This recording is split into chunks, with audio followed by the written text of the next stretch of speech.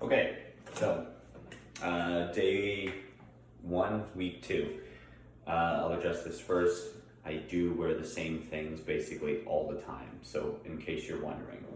Anyway, so with this, it is the snatch is definitely the focus of the day. Now the thing is that it's not going to be obviously like a regular squat snatch, just because the squat snatch is one of those things that people either have or they don't, or it just takes far too much time to learn. Now, I have every intention of getting people to a point where the squat snatch is something that's at least moderately comfortable in terms of like programming and how we will, kind of approach it.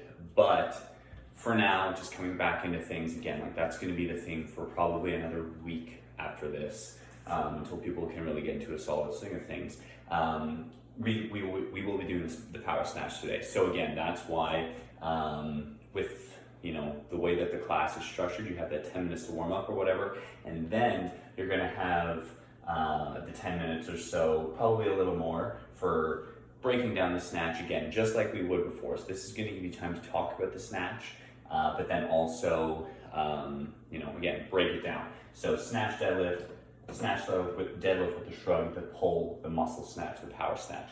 Now for the snatch deadlift, things to encourage, right? Hips need to go all the way back, knees need to be pushed out, okay? And that's a big thing. I'll try and show you. So this might be a little bit longer of a video, I do apologize. So, for the snatch deadlift, okay, I don't have anything that resembles a bar. So bars in my hand, hips go back. Now this is a snatch pulling position. I want to maintain that as I do my rep, okay? So if they're doing this,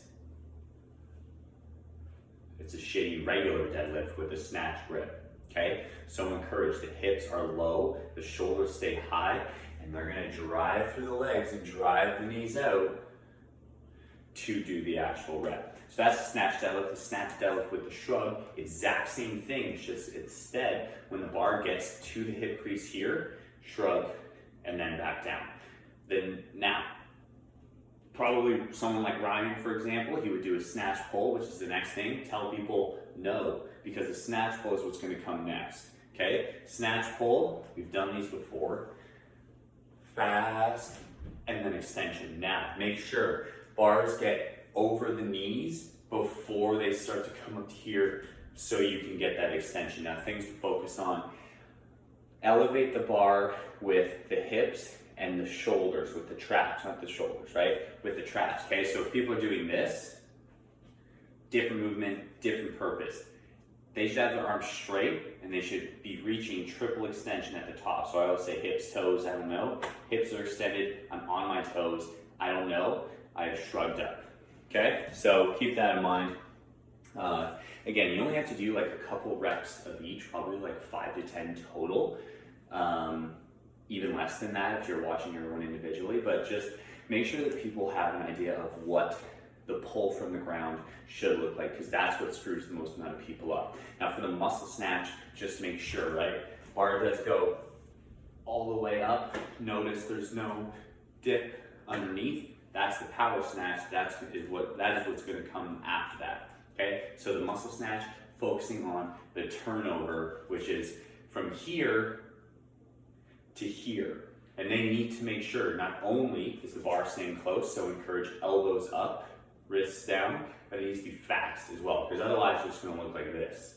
Okay, so this is where you can have people either use a PVC for this, or they can use their barbell depending on how comfortable they are with it. All the core 5 members, they're going to need to use a PVC, and that's okay, right?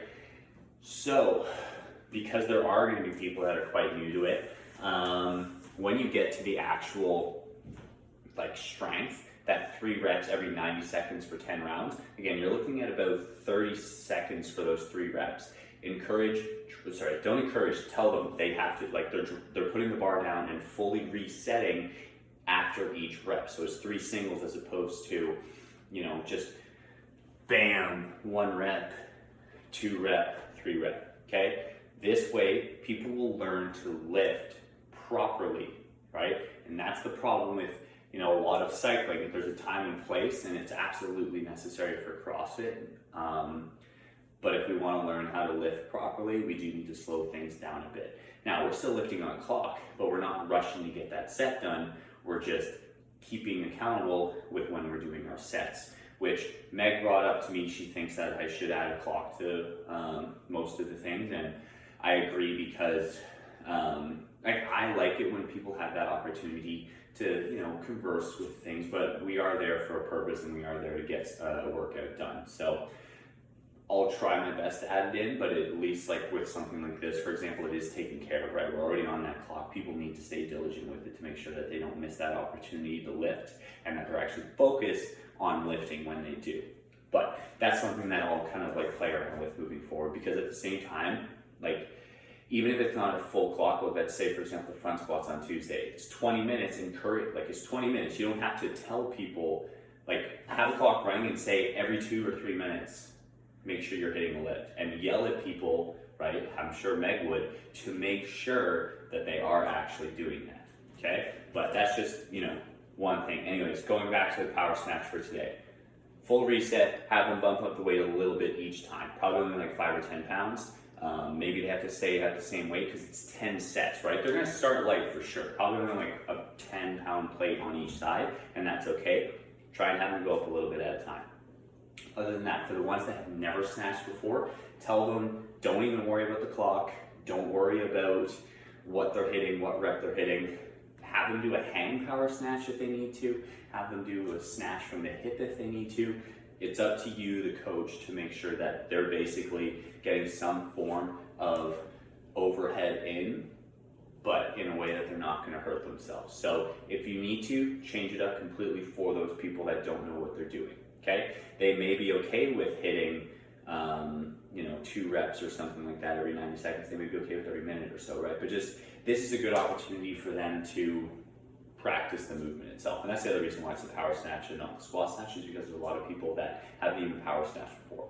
So with that, 10-minute EMOM for the actual Metcon of the day. Now again, it is a little shorter, but it is, pretty intense. You're gonna have 5 rounds total. You have 40 seconds of work each time. So the first minute, or it just depends on, how many people you have in class, for example. 40-second max burpee, right?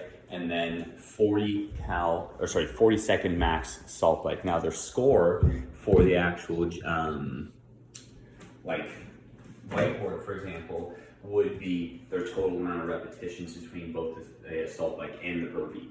But, right, at the same time, most people are just going to be moving the entire time. So encourage a moderate spin on the assault bike, and try and get try and stay a little more consistent with the burpees, because they're only going to be able to get so much time, so many calories on the assault bike. So, in 40 seconds, a relatively fit person could do 10 burpees, no problem. Be like, hey, try and hit 10 every single time, and then on the assault bike, try and hit 10, right? Anyone hitting 10 and 10 for the entire thing would probably be doing okay for this, right? So just encourage people to always keep moving, right? And they have that 20 seconds of buffer to take a swig of water, write something down, or go just walk over to where they're gonna do, right? It's 10 minutes. Don't encourage anyone to sprint, but they need to know that it will be a little more challenging than a regular workout, just because it's 2 movements that people hate, and it's a very short time frame. But that all should for sure fit within the hour. Getting 10-minute warm up, 10 to 12 minutes there, that's 20 minutes, that's 15 minutes, 37, 47, about 50 minutes or so. And again, you have that leeway just to make sure that you can kind of keep people on with it. But again, just kind of going over everything again, just break the snatch down. Again, you don't even have to, this is more so just like a guideline, break the snatch down how you think people will benefit from learning. Even if they know how to snatch, refresh their memory, right? For this, keep people lifting, right? The big things to focus on for the power snatch itself that a lot of people don't usually do is getting under the bar aggressively, okay? As they come up, it shouldn't be, right? Shouldn't wait for it. Tell them, get their head through. Have them keep their eyes forward the entire time, head down, eyes forward. At all times, bar comes up, through, okay? They're catching the bar, right? Other than that, just make sure that they work for that 10-minute EMOM. Like I said, right, like the assault bike is not going to get that many calories. Some people may only get like 4 or 5 calories. That's fine, okay? Have them make up their ground on the assault bike. But with that, I do believe that covers it. So let me know if you have any questions, and I'll talk to you later.